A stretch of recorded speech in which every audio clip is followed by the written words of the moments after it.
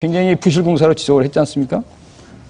이렇듯이 소통하지 않고 막 밀어붙이기 해서 갈등이 막 커지고 이런 것들을 우리가 계속 봐왔는데 저는 박근혜 당선자께서 좀 아까 많이 들어보되 진심으로해서 우러나는 그 소통을 좀 했으면 좋겠다. 그런 얘기. 예. 지금 이제 소통이 갈등의 원인인 것처럼 얘기되는 듯한 느낌이 있습니다. 근데 저는 그렇게는 생각하지 않습니다. 예.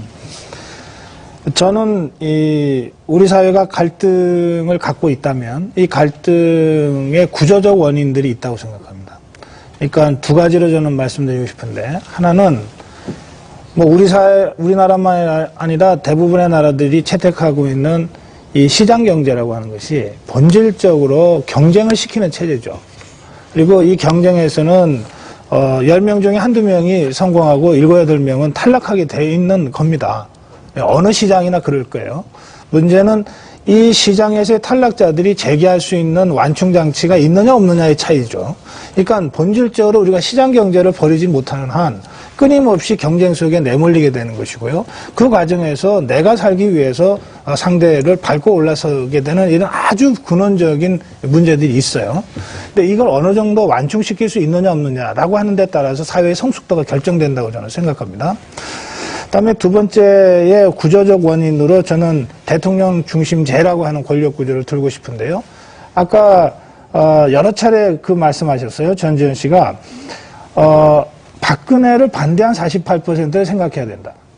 근데 그 이야기가 틀린 건 아니지만 그 이야기를 하게 된 원인은 이게 우리가 대통령제이기 때문에 그런 거예요. 두 분이 국회의원을 하셨으니까 아실 거예요. 만약에 의원 내각제라고 하면 문재인을 지지한 48%도 48%의 몫을 행사할 거 아니에요. 박근혜를 지지한 51%가 정권은 잡겠지만. 그러니까 48%를 지지한 사람을 생각하라고 얘기할 필요가 없는 거예요. 이미 그것이 권력구조상 구현될 테니까. 그런데 이게 대통령 중심제이기 때문에 51%의 지지를 받은 사람이 100%의 권력을 행사하게 돼 있잖아요. 그러니까 이긴 사람한테 당신이 잘나서 이긴 게 아니다. 48%의 다른 사람을 지지한 유권자도 있다. 당신을 반대한 유권자도 늘 염두에 두고 국가 경영을 해라. 이렇게 주문을 역으로 하게 되는 거거든요. 그러니까 저는 그 말이 틀린 말은 아니지만 근원적이고 구조적인 원인 진단에까지 이르고 있지는 못하다고 보는 겁니다. 그래서 저는 시장 경제라고 하는 우리가 채택하고 있는 이 경제 구조와 대통령 중심제라고 하는 권력 구조가 끊임없이 경쟁하게 만들고 있고 탈락자들을 만들어내고 있고 정치 권력 간에도 끊임없이 오르와 나신 게임을 하도록 만들어 가고 있다는 거예요. 예. 그러니까 이 원인을 완충하고 이 원인에서부터 이것을 어떻게 완충시킬 것이냐, 탈락자를 어떻게 구제하고 다시 재기하게 할 것이냐, 권력 구조 간에 권력 독점 게임으로 내몰리고 있는 권력 정당들이 그럼에도 불구하고 이것을 어떻게 넘어서서 상생적인 권력 게임으로 만들어갈 것이냐라고 고민을 해야 된다고 보는 거죠. 그럴 경우에 대통령과 리더십이 얼마나 상호 간에 소통을 해낼 것이냐가 중요한 문제로 저는 대두된다고 생각해요.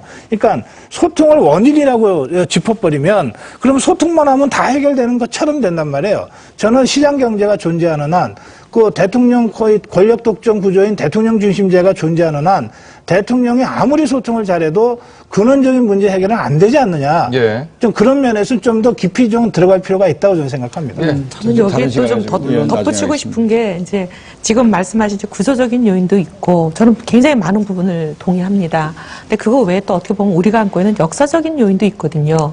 예를 들면 세대 간의 갈등. 최근에 이제 이번 18대 대통령 선거에서 세대 간의 갈등이 이제 표면화된 것처럼 많이 생각하시는데 이게 어떻게 보면은 선진국의 경우는 아주 오래된 얘기입니다.